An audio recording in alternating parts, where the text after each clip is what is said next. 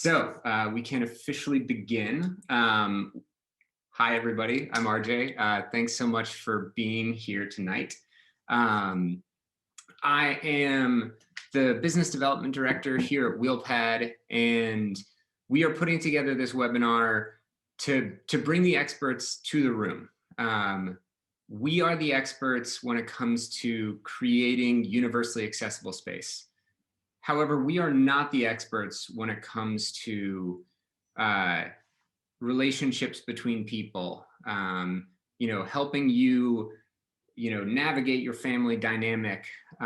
So we've got a few of those experts on the line with us tonight, and I'm gonna let them introduce themselves in a second. The setup for the evening, we're gonna, after introductions, I'll give just some general facts about, caregiving, population numbers, that kind of thing. And then each of our esteemed panelists will give us an answer to a question. And then, from there, I imagine that's going to take about 40 minutes or so. We'll open it up to the floor for folks to be able to ask questions about, maybe their specific situation, a question that came up in the beginning. And if you have questions afterwards, I'll make sure that everybody has my contact information and you can get in touch. So without further ado, would our panelists like to introduce themselves and who they are, what they do, why they do it? Shall I start? I'm Janet Cramer, and I am a geriatric social worker, both geriatric and a social worker, because at I'm 85 and I'm still doing private practice from home, but I grew up in a 4-generation household. So it is not a surprise that I'm a geriatric social worker. I watched caregiving in multiple generations. And now with COVID, I'm very, very happy to be able to do practice the same way we're having our webinar. It's very helpful.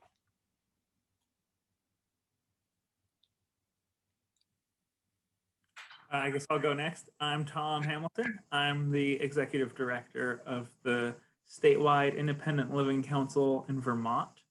And we advocate for independence and dignity for people with disabilities, pan disability, so any age, any disability.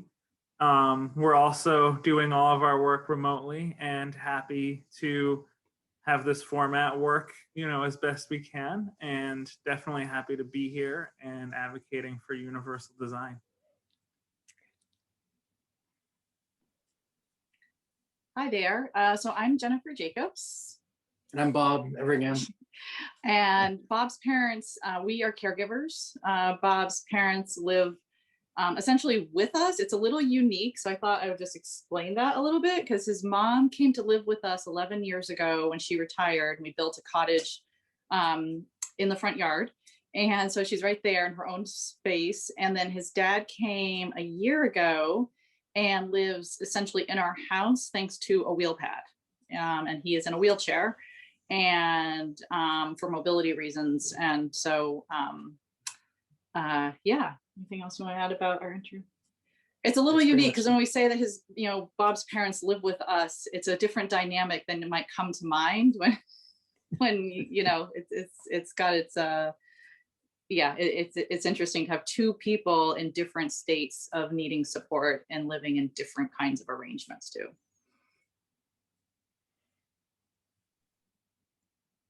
And I think that's a good segue, because caregiving comes in all shapes and sizes. It's either, maybe it's something that's going to be permanent, maybe it's something that's going to be temporary, but in any case, it comes with questions.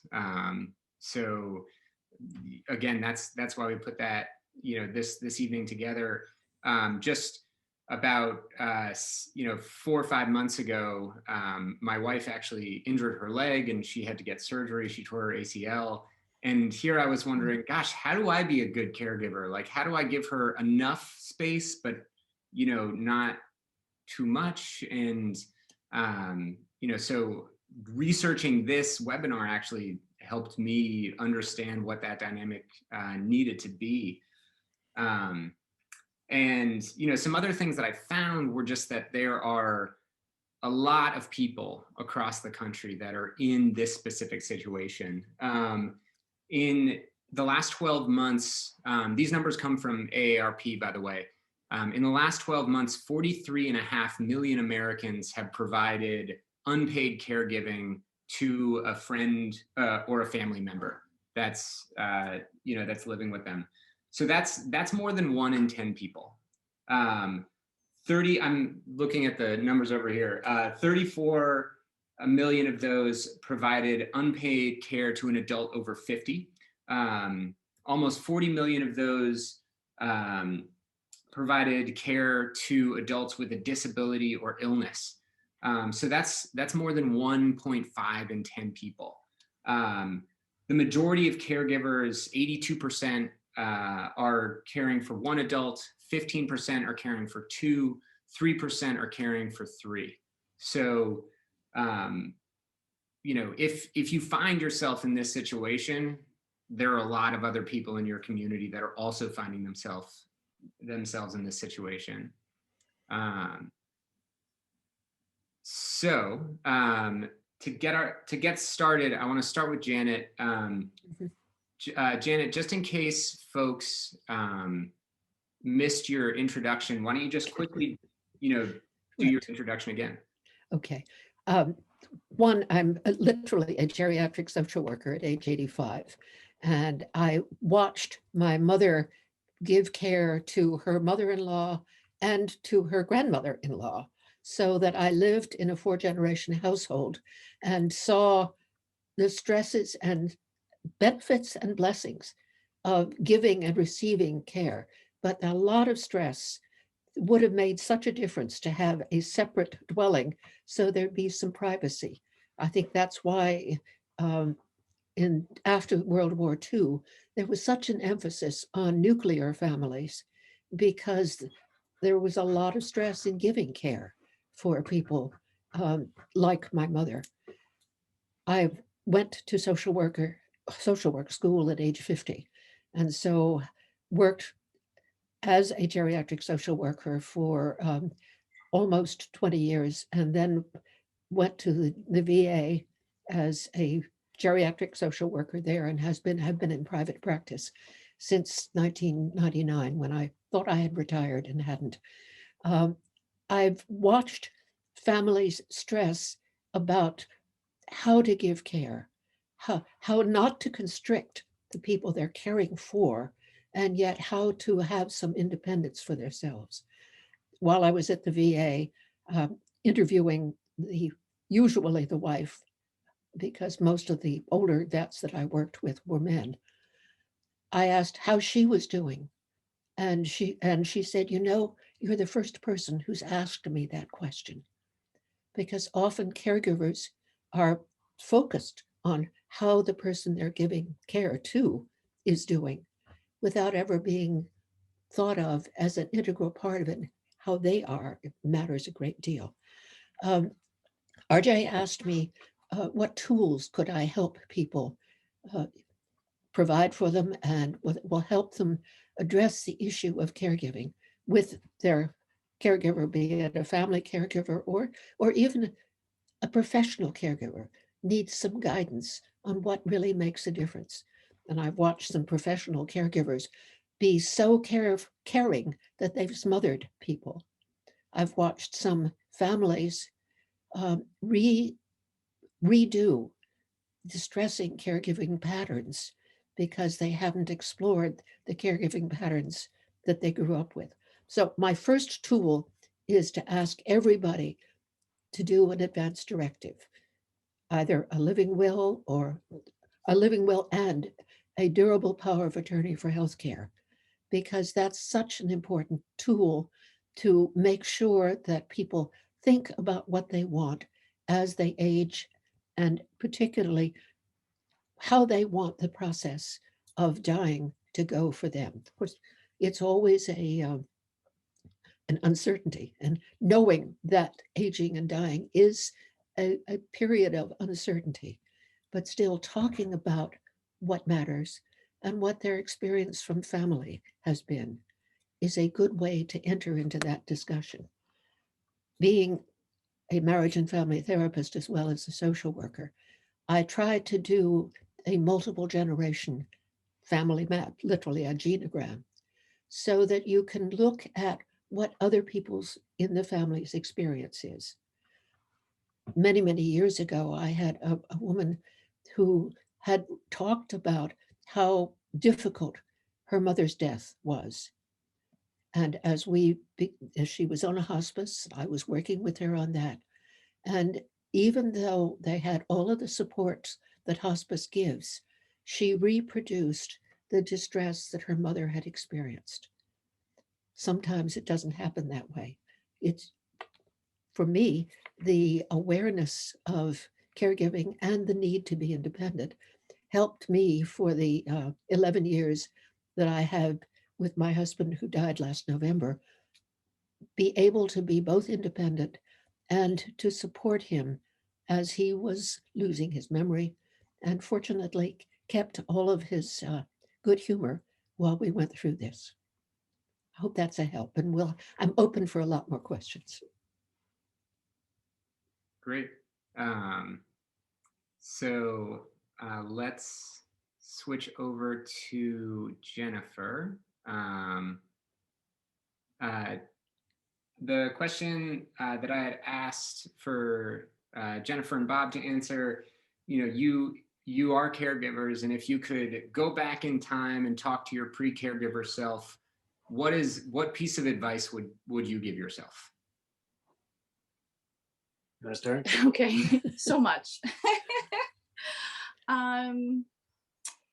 It's interesting because in both ways, I think when Bob's mom and dad came, we kind of just leapt at it. I mean, there was some planning, there had to be some planning.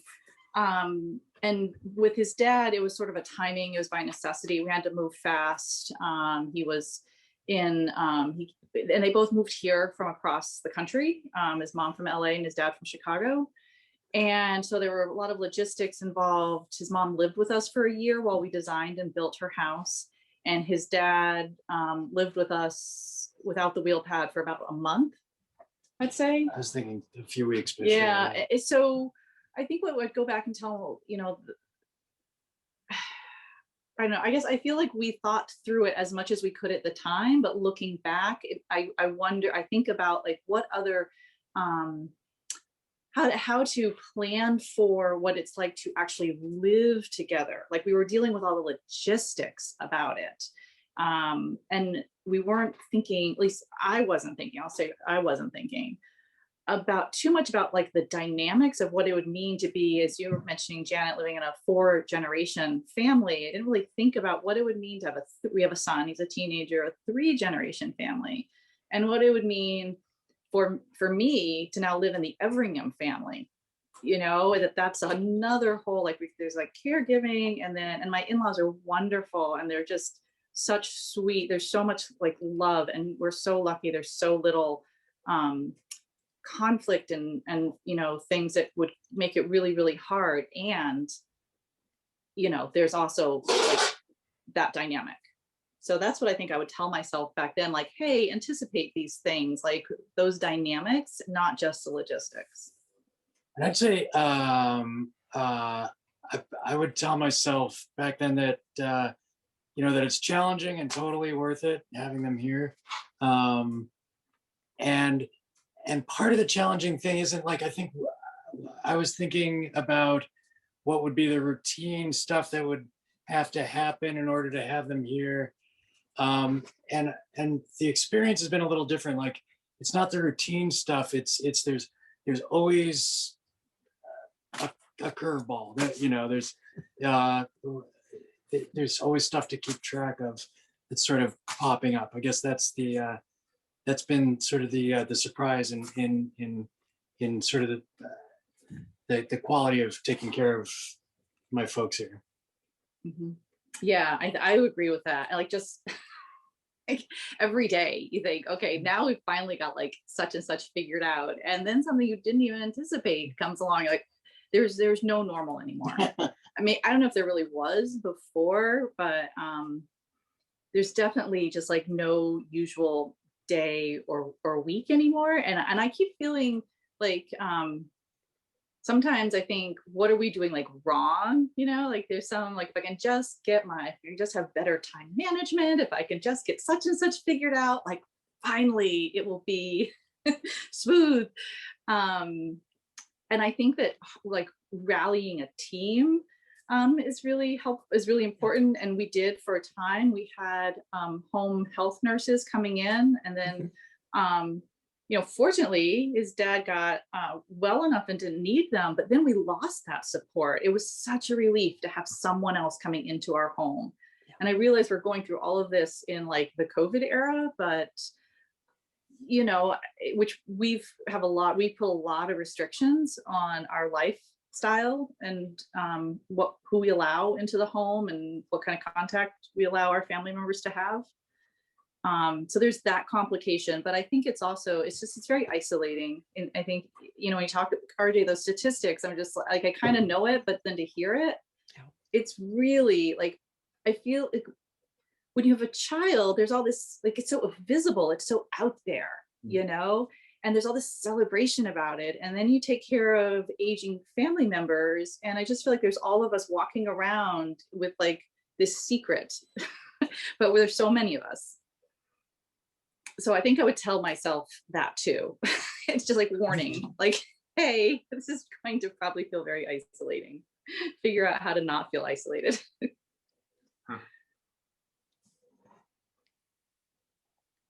I don't know, anything else to add to what you tell us back then? To bet on Tampa Bay, I think.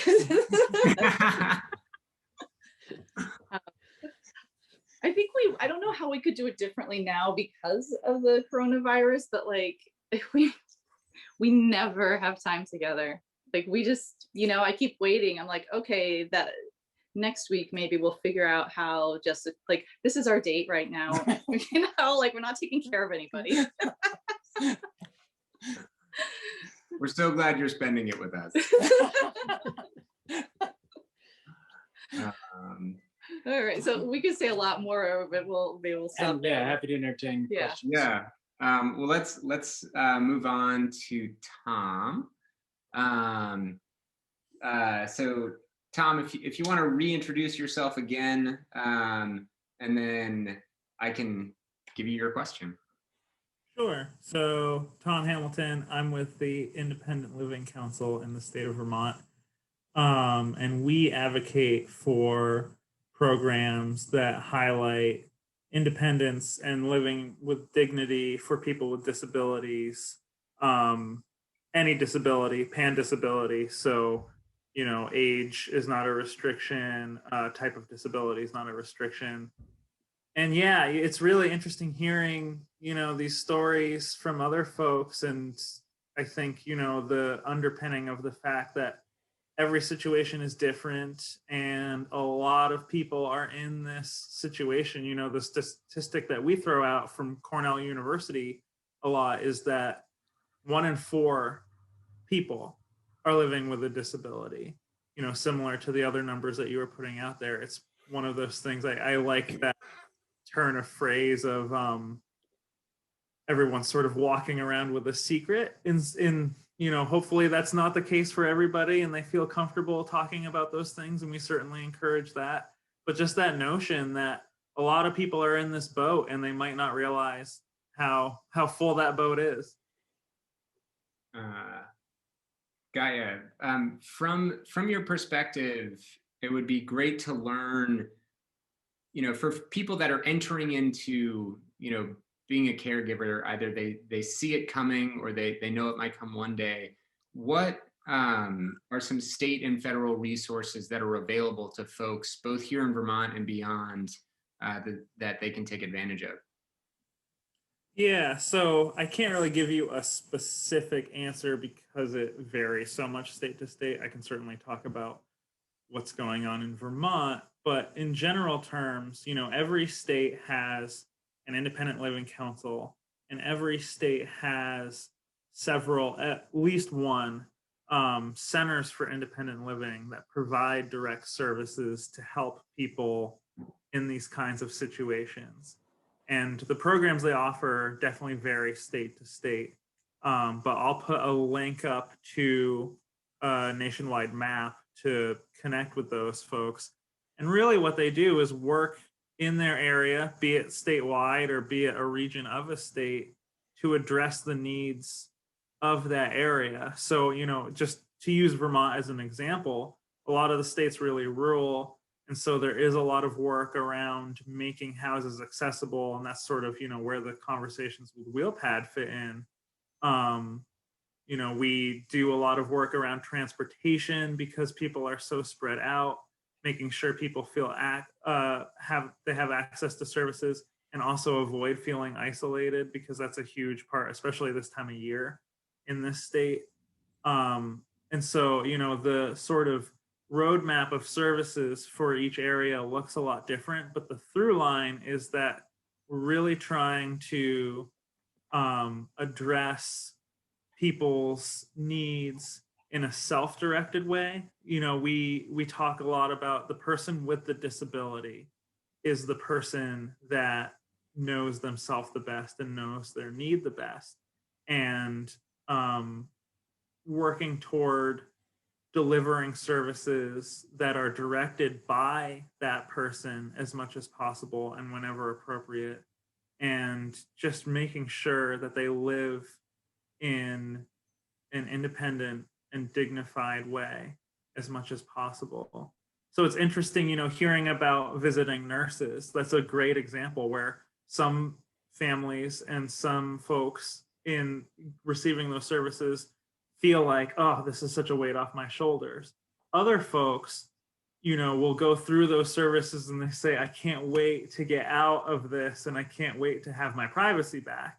You know, so it's really figuring out case by case, where is this appropriate? Where is this a help? And where is this, you know, might be necessary, but, you know, adding more stress to the situation. So that's really our goal, is to work with individuals to come up with a sort of profile of services that fit them.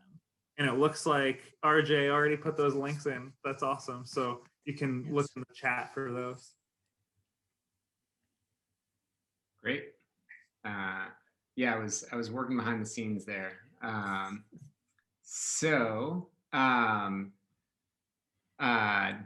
really is sort of the end of the scheduled part of the evening, as it were. The experts are available, and I wonder if people have follow-up questions.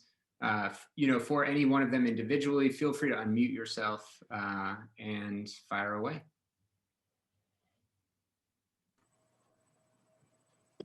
Hi, I'm Daria Cardin, and I have parents who are not quite there yet. My mother lost her partner not this past October, but the one before that, and so she's been alone through the pandemic. Her needs have changed as a result of that. So there's a lot of sort of home things that she really isn't good at, but maybe needs some more support. I'm interested from the Jacobs, who have both a in-house situation or like an out-of-house situation and a sort of in-house situation. How that works for them. How do they come up with the decisions? I mean, obviously it sounds like the two individuals who need assistance are not wanting to be in the same area 24 hours a day, which I think is really valuable. I also have parents like that. So I'm interested to hear how that is. I also am interested to hear about the logistics of the WheelPad for a mobility reason. I recently went through, my husband broke a hip and got to be a caregiver for him for several months while he was not mobile. So that's pretty cool. Sorry, we've got a cat at the door trying to come in, so. Yeah, so just a little bit of context about like the separate living situation. Bob's folks have been divorced and friends for decades. So his mom came first when she retired in LA, because she loved it out here and she visited many times, and couldn't afford to fully retire and live on her own where she was. And so we were like, hey, why don't you move out here? And then his dad lived independently in Chicago, and would still be there if it wasn't for his health declining and not being able to live independently. Yeah. Yeah. So it's mom is more independent, and she comes over every night for dinner, and we're kind of around if she needs something, and she generally doesn't, and she's they're both in their, well, yeah, they're both in their 80s. Mom's 85 and dad's 87. Mom is still driving. It's all pretty simpatico, before dad came. We made sure everybody was on, but we made specifically sure that mom would be okay with him being here. And we kind of moved dad out of his situation in Chicago to where we live in Brattleboro, Vermont. And we weren't actually sure at that point when we moved him to town. We didn't know he was going to be at home with us. We just knew it wasn't working for him to be in Chicago, and we're looking around at facilities around here. Dad's condition was complicated because he was using a wheelchair enough that it was a problem for some of the I'm not going to get my terminology right here, but assisted living places. And it's a long story. I don't want to get too deep into the medical weeds, but he was at that time using a catheter, which also complicated his placement. Like, he could get placed in a facility that was kind of too much for him, but not in one that was more appropriate to him. And Jen knew about the WheelPad, and that started to look like a better and better option. So it's been working out really great, especially when I think about the alternatives in terms of like the other bad alternatives about where dad could be right now. And it's it definitely is challenging and time consuming, but it's also pretty great. And one of the I'll feel free to unmute and steer the conversation more if you have more specific questions. But one of the things that is nice about the WheelPad that I'm not sure is talked about much is just how sonically isolated it is. Like, dad has a really different sleeping schedule than we do, and it doesn't matter if he's up late in the WheelPad because the sound doesn't really come through. So anyway, Yeah. I don't know if we answer your question. Yeah, so yeah, I am interested to hear more about the logistical. I mean, obviously the parent who comes in for dinner, that's one level of sort of checking in care, and then the parent who is attached and probably needs more daily check-in, maybe even hourly check-in, a higher level of check-in. It sounds like the WheelPad is a good situation for that, for the logistics on that one. Yeah, I think, and I work from home right now, and if it wasn't for the pandemic, I would probably, I also could work from home regardless, and I probably would be spending more time, working from home too, because I do, keep an eye on him, and we keep an eye on Bob's mom too, just in a different way, I kind of think of us as like, we sort of hover around the edges of her life, just, making sure the car's okay, or, we move the car closer to her house when we know she has to go out so she doesn't have to walk across the driveway, just all these little things. That's why I kind of was like chuckled when Bob's like, yeah, we don't really do much for mom. And I'm like, oh boy, like we're not dressing her, you know, but there's so much that we do that enables her to live as independently as she does, which is fine. I mean, totally fine. I also, since we're talking about becoming, you know, preparing to be caregivers, not want to minimize that at all for folks. Like, it is a way of life. It's just like having a kid in that way, you know, like it just becomes a way of life once you weren't a parent. I don't know how many people on the call are parents, but you weren't, and then you are, and it just becomes a way of life. And so now having his mom and dad here, it's quickly just become a way of life. Only there was no lead up, there was no on ramp to it. And the part about sort of being a secret, I don't feel like we kind of like mean to keep it a secret. You just sort of do the thing that you do, and you know, you run into someone in the grocery store and they're not like, so how's that caregiving for your elderly in-laws going? You know, whereas they're like, oh, how's your little kid? They must be growing up. So, you know, it's just a thing that you carry around. And I don't know that there's a lot like in society, there's a lot of acknowledgement of that. And as Fred far as Young, if I've got a question, if I could, it sounds like there are two aspects to this. There is the adjustment that comes for care. I'm a registered nurse, geriatric care manager. So there's the adjustment that comes for the individual, the elderly person together with the family, however that's working. And then there is the WheelPad structure itself. And I have some curiosity about that, but RJ, I get the impression looking at the website, if you kind of deal with that more like dealing with a contractor who's remodeling your kitchen, that's simplistic, or even a bigger job than kitchen, adding on to your home or something like that. But that's like a contractor thing. The quick questions I have, and then I actually need to run, you do this in the 50 states, so this can be done anywhere around the country, and you contract with local people who put the thing on. And also there's a bunch of different models which then adapt to whatever the needs to make it wheelchair accessible, so that also in its first floor in some way, so that there is that connection. And then coming back kind of the caregiver piece, there might be a separate entrance for caregivers if you got home care coming in, et cetera, et cetera. Just wanted to kind of check that all those things are true kind of by design, and that it's very customized to the dwelling and also to the needs of the elderly person. Are you looking for a job, Fred? No, I'm having too much fun doing what I'm doing. I gotta watch out. 85, I'm not sure if I still want to be doing this, but what the hell? Janet, I might get into it. We'll see.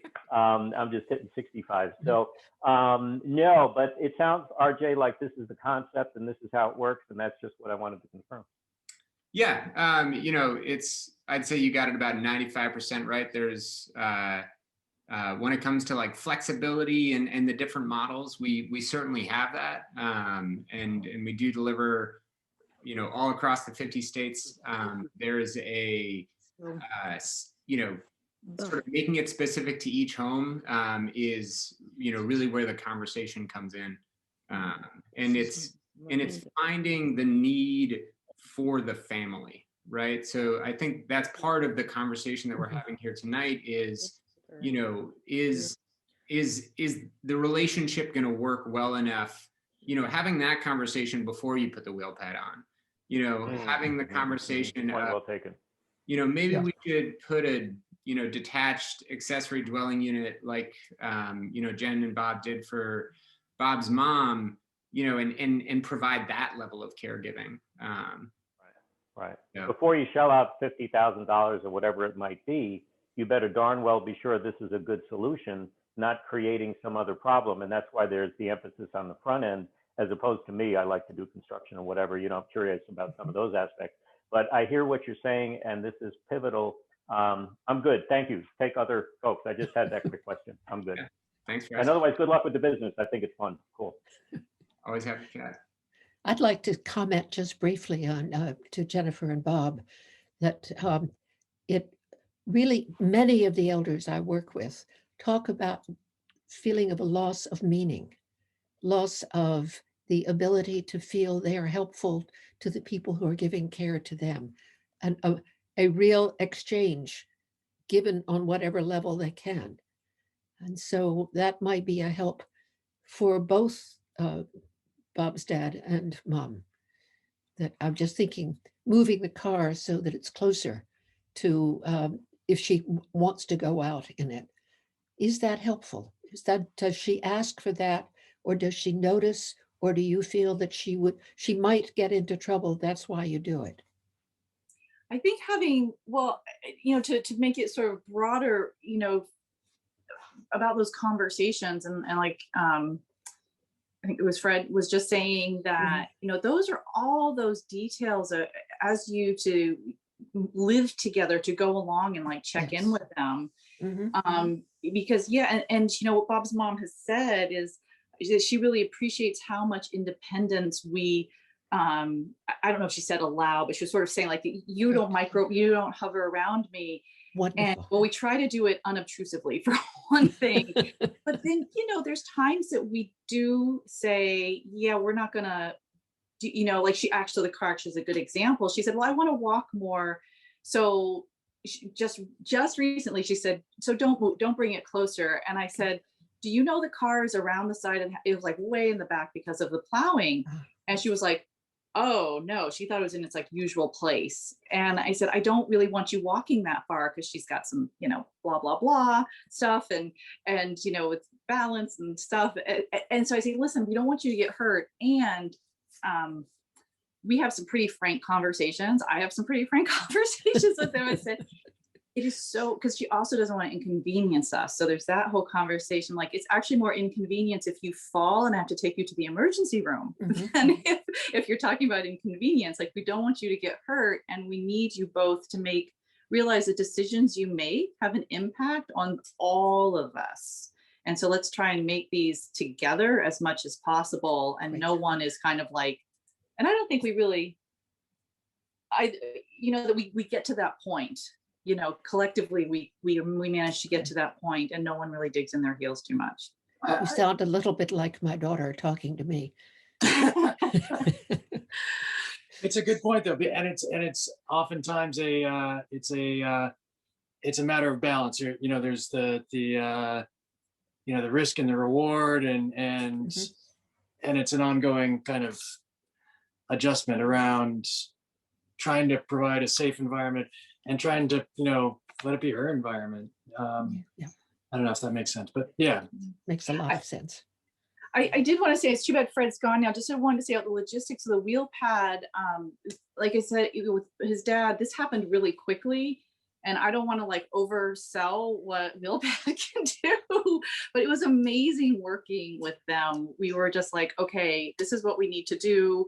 We actually are leasing it. They had one ready for lease, available for lease, and just the amount of support around figuring out how to, there was like no obvious place to connect. Like, we weren't going to add on to that side of our house in the first place. It was a real construction issue. And to have them come in and assess the situation and draw up the plans for the connector and say, okay, you'll turn this window into a doorway. It was so, it was like this wraparound of support to make it happen, which was so helpful. Fred's back, and you're saying that RJ and his people were great in terms of working with you to make this happen, because again, I'm coming to appreciate it's not just a simple thing where you're adding a piece onto your house. There's all this other stuff to go with it. And that's maybe a little bit kind of the design consideration. So you're working with the company. The other thing is, RJ, I think you were recommended by ALCA, the Aging Life Care Association bunch. Is that how we got? We're members of the. You're members, yeah. Yes. So you're kind of vetted by them to say that you're good people, I think. So yeah, you'll take it, right?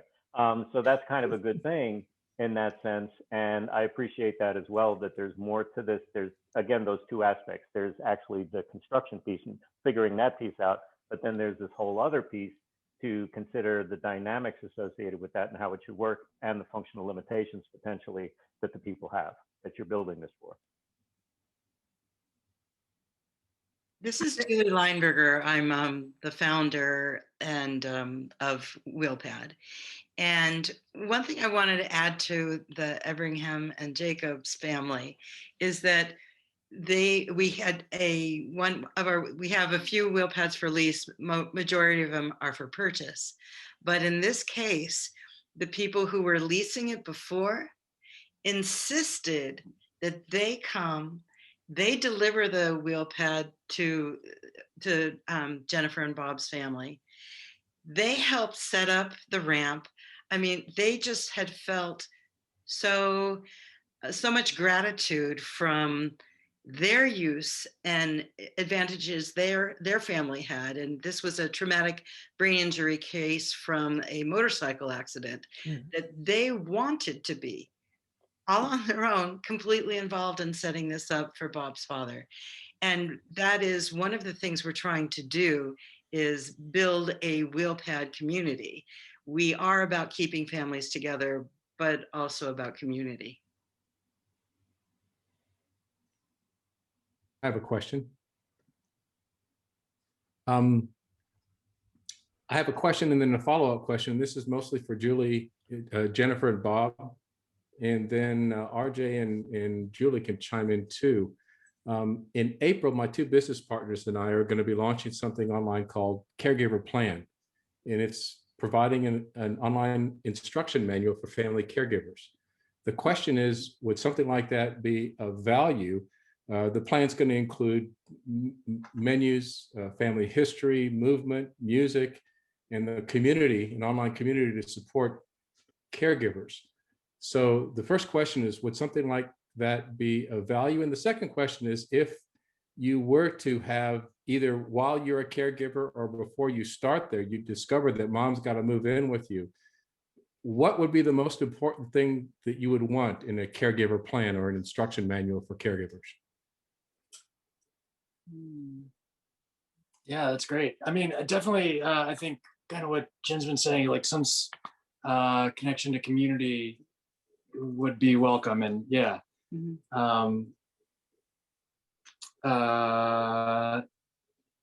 Yeah. Well, I think that was a concern about, especially Bob's dad, because he came here under such odd circumstances, with everyone having to be isolated. He didn't really have a chance to create community. Bob's mom was really involved right from the get-go when she moved, relocated. But it was a little bit hard. I feel like I didn't really have a way to, it was a little bit hard to, it was a very secondary thing to be like, how is he going to have a sense of connection that's not just us? So I think if there was a resource to help us kind of assess that, think outside of the box, because he was very active and connected when he was back in Chicago. So a way to think through that would be helpful, would have been helpful. Okay, thanks. I think Joanna? Yes, one of the things before my father in his late 80s moved in with us for 2.5 years. And before he moved in, he and I sat down and we established expectations about what he would be responsible for, what I would be responsible for. And some of my expectations for him were that he was still active and driving, and he had been very involved in his community that he was moving from. So one of the expectations I had for him was find some way to volunteer. And then, the sort of everyday kind of things like, maybe he would make his bed, but I would do his laundry. He would make his own breakfast and lunch. I would make dinner. Just kind of logistical things like that, but also the sort of psychological dynamics. We talked about some of those things. And I think that really was important, because it's not like we just assumed that, he would just come and everything would be great and be fine. And then, these things would crop up. But, right, we really had a good understanding of what our expectations were of each other, and financially as well. So I think that was really helpful, and I would recommend that for your your materials. Thank you. Anybody else? Julie? RJ? Yeah, we, as you know, we're a startup. We're getting going, but one of our visions is to create a online community of WheelPad users, Mhm. and hopefully within the next 9 to 12 months, that will be an online forum that we have. We had one time envisioned it as, this is how we roll type of thing. It's a good pun. Yeah, so it's something that we're thinking about as we get the logistics.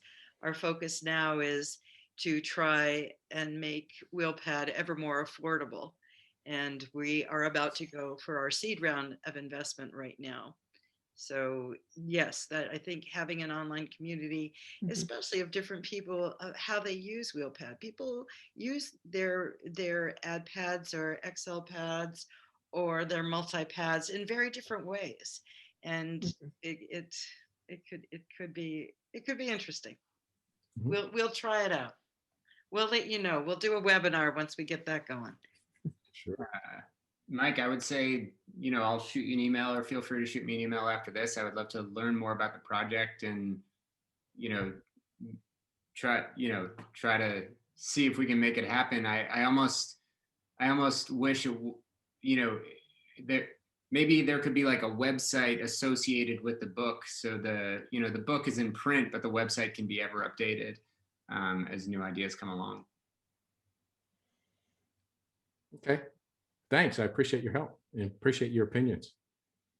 And my hat's off to anybody who's a caregiver, because it's a tough gig. It's the hardest gig you'll ever love, right? Another thought, Mike, is are you going to have any information about your caregiver's relationship to the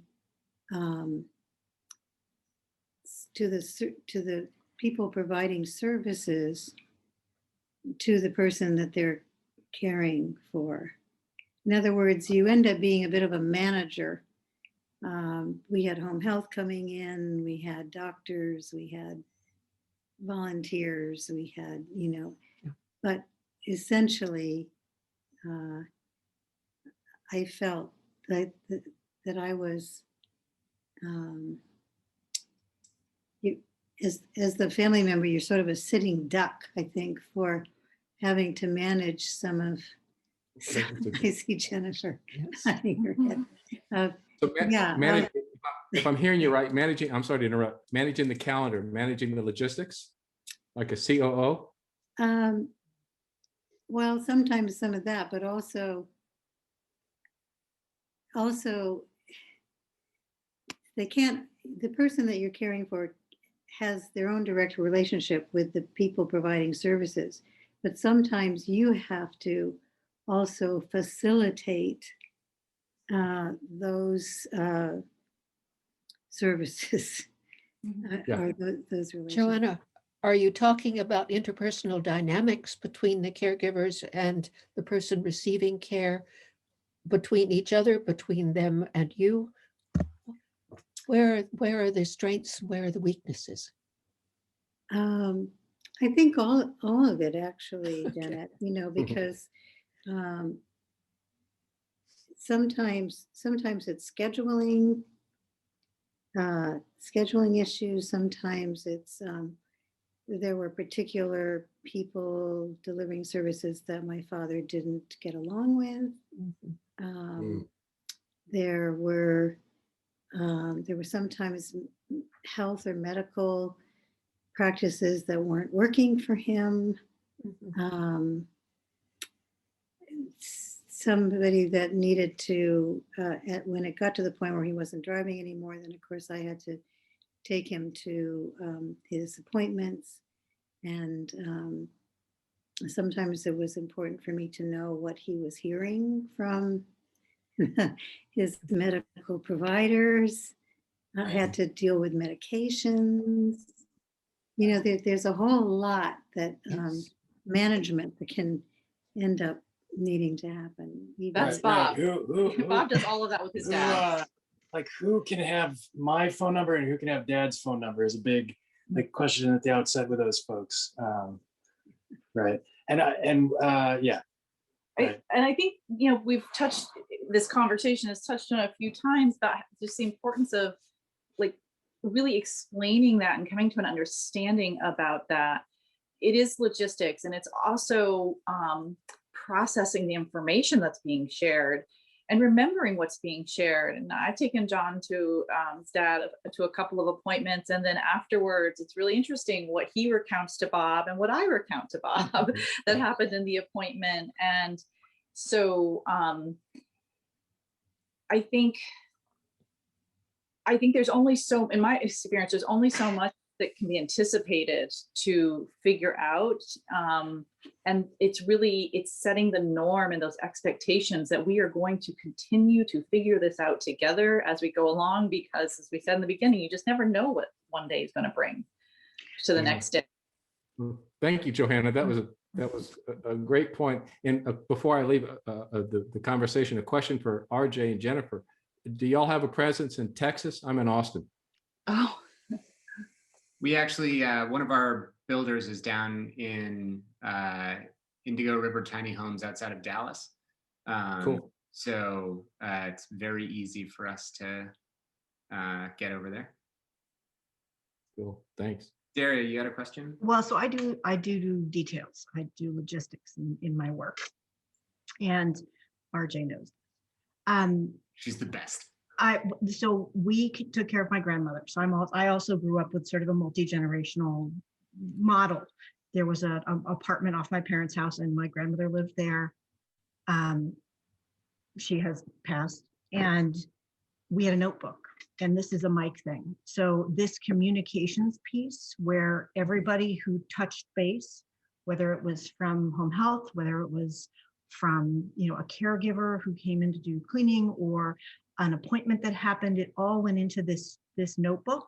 So anybody picking it up could read it. And also, as my grandmother's mind started to deteriorate, we could open the notebook, and she knew that that's where that was kept, and she could go, oh yeah, I have an appointment on Tuesday, or oh no, they already dropped off my lunch, or it's Wednesday and I'm supposed to go to project. So this sort of open communication piece was really helpful. And it was both good for my grandmother who wanted to know what was going on, and for everybody who was trying to put the pieces together.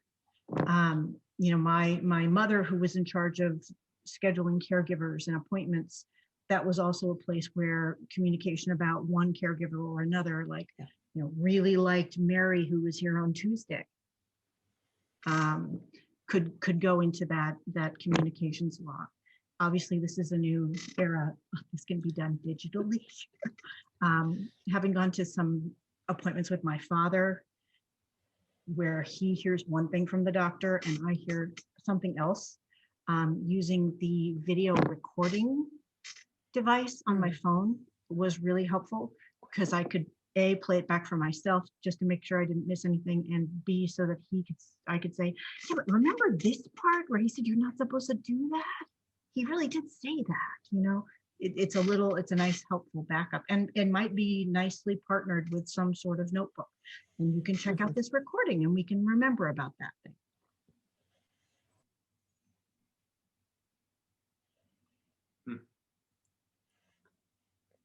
My husband, who died last November, was an Episcopal priest, and he was accused of not visiting the mother of one of his parishioners. So he finally went to writing in the nursing home's book whenever he visited, just noting Father Cramer was there, and that made a big difference.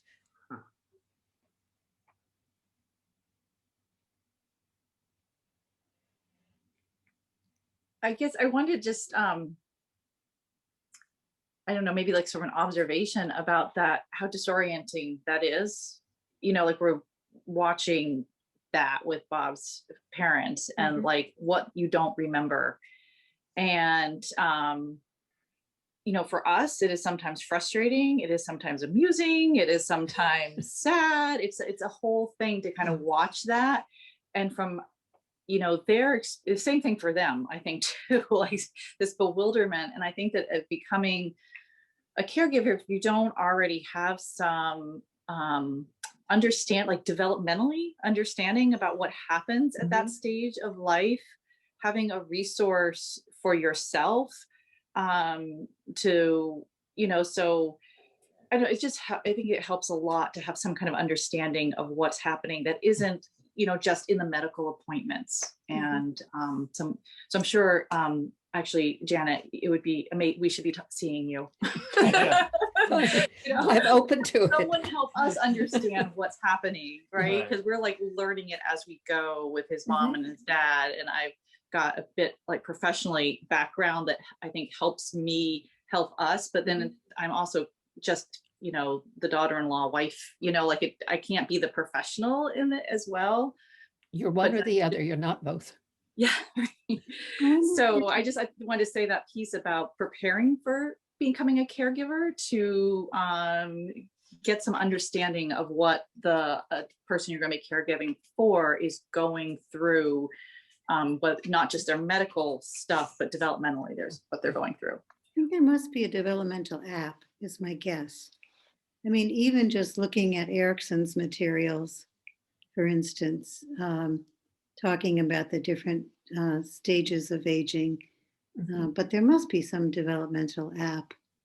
I haven't seen one, but I'd be surprised if there wasn't.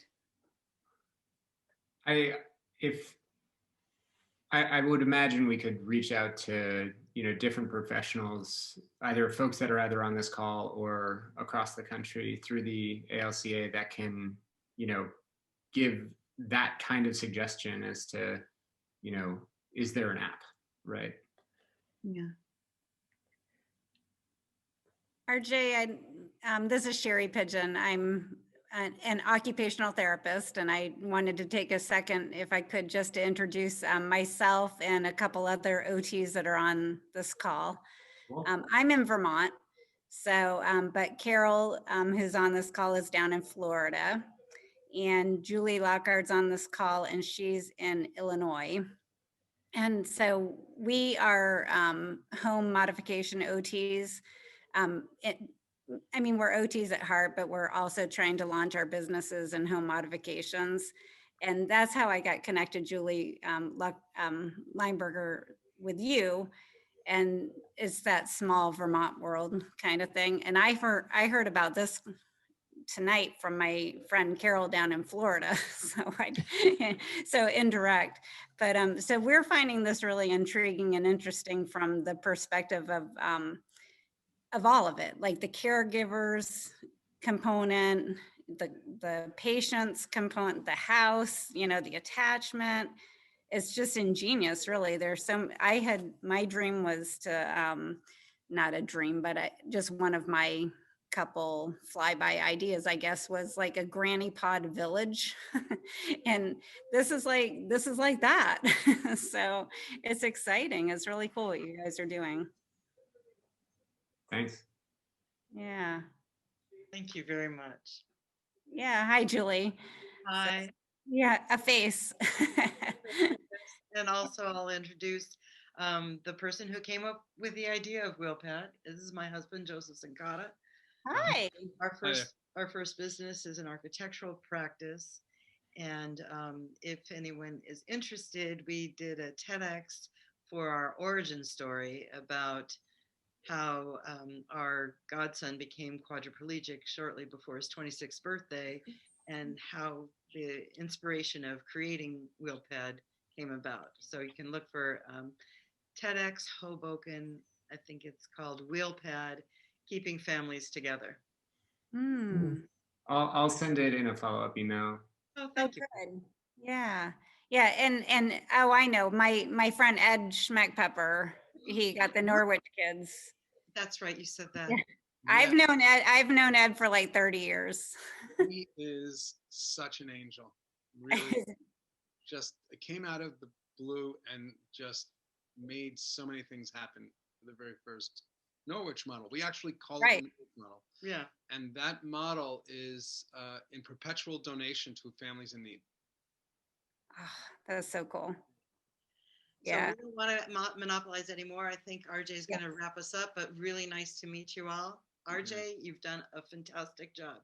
Yeah, this has been, and thank you to everybody, the Jacobs and Janet, and all very inspirational, awesome, very nice. Thank you. And OT. are Yes, thank you. essential. RJ, I just wanted Everybody to needs an OT. say, I've That's heard what so we're, many we're resources. working on. We're trying to convince everybody that they all need OTs. Yeah. And we had an OT for John, and I'm just realizing, like, I don't want to ask you to do more work, RJ, but I've heard, I know that the follow-up email, but I think that if there's one thing, like just this idea of like a resource place, like someone had mentioned, like if there's something in print, but then there's something that can be continually updated. So, you know, if there was some way to like just steer people who, might be considering a WheelPad, and here are a whole bunch of resources that could help you with this as well. And it wouldn't have to be exhaustive. It just points you in the right direction when you're kind of fumbling around trying to figure it out. Yeah, both Sherry, Carol, and I are all in an association called HOMODA, which is Home Modification Occupational Therapy Alliance, and it's nationwide. There's over 1,200 of us who specialize, have businesses, private practices in helping people age in place, figure this out after a disability, workman's comp, all those things. So that might be something to kind of think about. And I was going to ask you, Jennifer, now being on the other side of it, is there anything you would have done differently?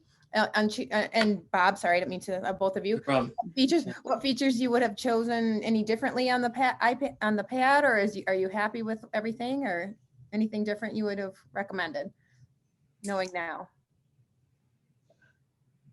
I think we would have put a little more work into insulating like the skirt, little things like that.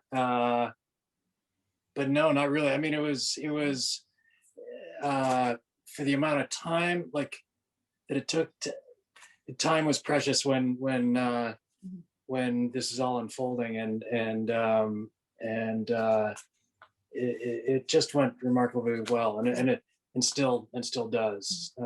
I'd say the one design thing that I don't know if it's possible to change because of like just the intentional width of the WheelPad is that John needs a hospital bed for like mobility getting out, and it doesn't fit in the space that the bed was originally designed to like tuck into the end of it. So it has to go the other way, which then limits the amount of free space. But I don't know if there's a way to deal with that design wise. I don't know how common it is for folks to have hospital beds that take up a bit more space than regular beds. I would say pretty common, and I would also say bariatric is probably a thing to consider as well with some of the clients you might be doing the WheelPad for. Bariatric is the organization you mentioned, is that? Oh, bariatric is for heavier set people. That's the wider beds, the wider wheelchairs, the wider walkers. That's the term that you use. That's us. Wide. Yeah. Yep, that's our situation. It has a name. It has a name. And we actually, it's interesting, we did thin down the newer versions for that purpose. We used a higher R value SIP panel with thinner walls. So your walls are 6.5 inches. The new walls we use are 4.5. So we had a net gain of 4 inches. And that means something. Oh yeah. For a lot of models, it does mean something. Really does. Yeah. Yeah, because it was just a little bit too wide, the bed, like that. Yeah. And I really can appreciate just that kind of iterative design, you know, that you find out from us, like what's working and what's not working, and then adjust as you go along with future designs.